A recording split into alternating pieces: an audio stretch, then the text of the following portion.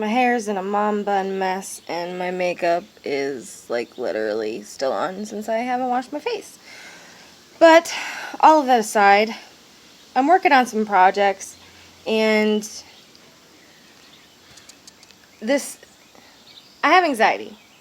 High-functioning anxiety, but a lot of it. And,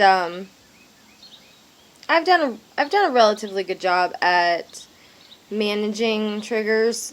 But there's this one that just gets me every time, that is this huge issue I can't get past. So counselors will tell you that you should recognize your triggers and try to avoid them, which is all fine and dandy when they're triggers that are avoidable. But there are some triggers that just aren't avoidable. One of the biggest triggers, two of the biggest triggers, I should say. Two of the biggest triggers that I have, that I struggle with on a daily basis, and sometimes multiple times a day, and I honestly cannot think of a time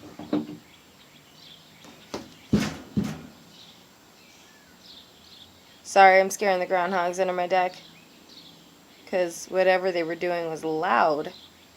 Anyway, two of my biggest triggers that I deal with far more often than is just manageable. I say manageable.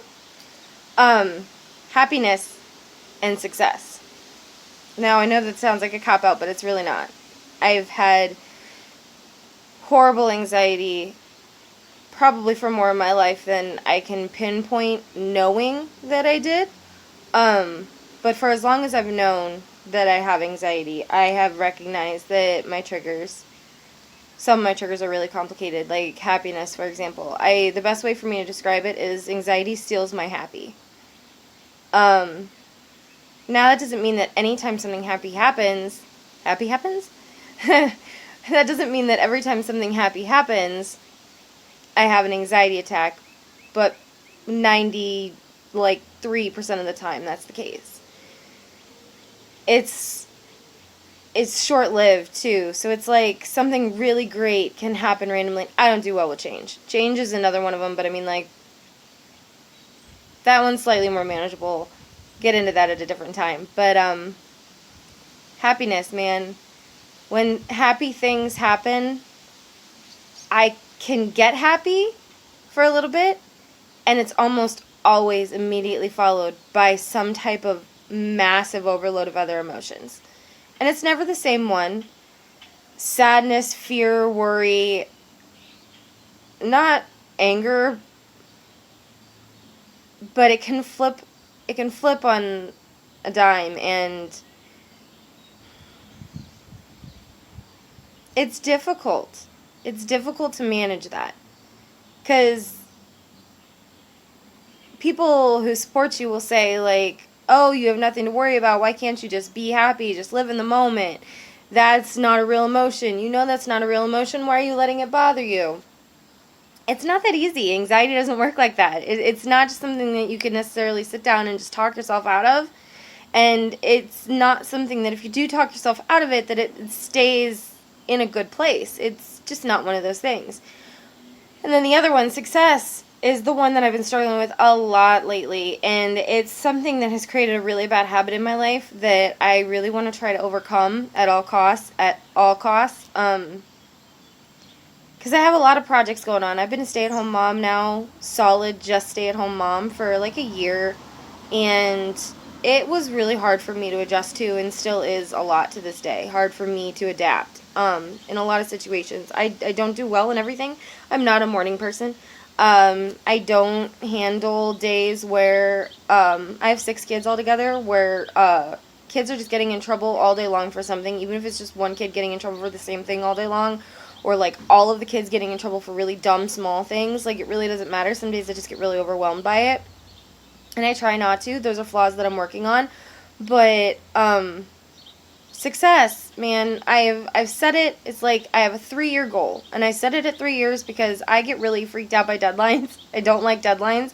It seems like anything I try to plan for myself in a short period of time is always the thing that I completely fail at, and mainly because this habit that I'm dealing with is I can go hard on a project, right?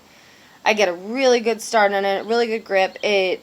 Sometimes I can go for a couple of days where like I'm just making a lot of progress, like it's going really well. I'm in a good roll of things, and then all of a sudden I'll be like, oh my gosh, this thing is actually like almost complete, and then it just goes by the wayside. It's not a fault of anybody's but mine. It just goes by the wayside. I don't know. I lose my drive in it, I guess, or I start freaking out because I put all this time and energy and effort and emotion and passion into something, and it's kind of like, oh man, that's almost over. And like, even if it's not a complete project, just like a step of a project, it's kind of like, oh man, I did it. I did it really well. Crap. Like, that's what my anxiety does sometimes. Like, I'm in there making awesome progress on something. I've got everything I need in front of me. All the kids are behaving and playing nicely. I don't have to start lunch for like another half hour. And everything's going really well. And I'm sitting there and I'm starting to have a panic attack. And then I'm like glancing at my watch every 2 seconds, going like, oh my god, am I late on lunch? Am I late on lunch? Am I late on lunch? Am I late on lunch? Everybody's good, right? Like, Cordelia's walking around the block. Sage is cool. I haven't yelled at her in a while, so she's not being quiet because I've accidentally blown up on her. Kids are upstairs playing really well together. They're probably not getting in anything that they shouldn't, so like that's totally taken care of. Like, everything is good, right? Everything is good, and I've got everything in front of me that I need to complete a project, and boom, brick wall. And so normally what I have been doing, as I've had a habit of in the past, as far as therapy goes for my anxiety, is to journal about it. But I've kind of screwed myself up with that a lot lately because I'm drafting a bullet journal and all these things. So I go to write it down to be therapeutic for myself, and I'm like, I should write it down like this though, because if it's all pretty and everything like that, and I can make what I'm putting down look pretty, then I can go online and I can, do a video about it, and it's going to look all professional, and like I'm going to see the result of some of my work, and my work is being done kind of sort of really for this point. Like, if I can't make what I'm working on work for me, how am I supposed to expect it to work for anybody else? So I start writing, and then I'm like, oh, that's not good enough, that's not good enough, that's not good enough. And then I start doubting myself, and then I'm like, this is really starting to make me feel negative. I'm just going to forget it altogether. And then before you know it, I haven't actually journaled anything about it. So I was like, you know what? I'm going to go on the back porch, I'm going to do a video. Because that seems to be working for me, which is the entire point to my hashtag 100 challenge, is to start doing this more and stop doing the stuff that I get stuck in trying to make work. Because this works. This is easy. I can sit down, record myself.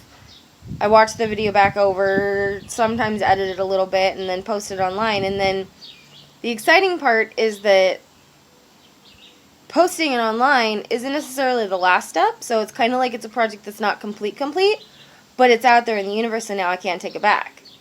Like, it's like success that I've made myself do to a point of no return that is a positive, like, end means to an end in its own. And so, like, the next step of the process is, like, to post the links of my YouTube to places so people actually watch them. Because right now I'm like, I've got 16 videos online now, and I haven't shared them anywhere, so nobody watches them. But I'm doing them, and that's what counts. So, yay, progress.